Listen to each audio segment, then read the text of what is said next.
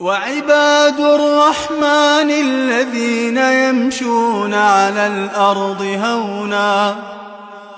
الأرض هونا وإذا خاطبهم الجاهلون قالوا سلاما والذين يبيتون لربهم سجدا وقياما والذين يقولون ربنا اصرف عنا عذاب جهنم إن عذابها كان غراما إنها ساءت مستقرا ومقاما والذين إذا أنفقوا لم يسرفوا ولم يقتروا وكان بين ذلك قواما والذين لا يدعون مع الله إلها آخر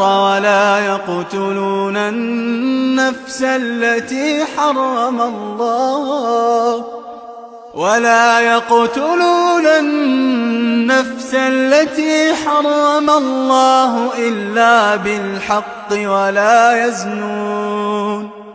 ومن يفعل ذلك يلقى أثاما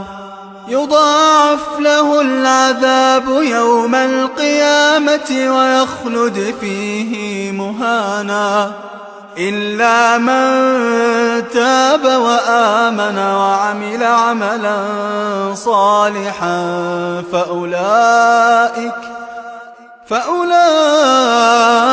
يبدل الله سيئاتهم حسنات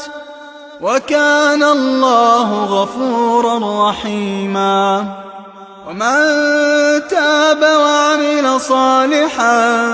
فإنه يتوب إلى الله متابا والذين لا يشهدون الزور وإذا مروا باللغو مروا كراما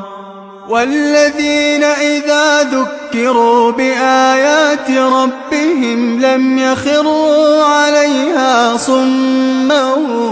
وعميانا والذين يقولون ربنا هب لنا من أزواجنا وذرياتنا قرة أعين واجعلنا للمتقين إماما أولئك يجزون الغرفة بما صبروا ويلقون فيها تحية وسلاما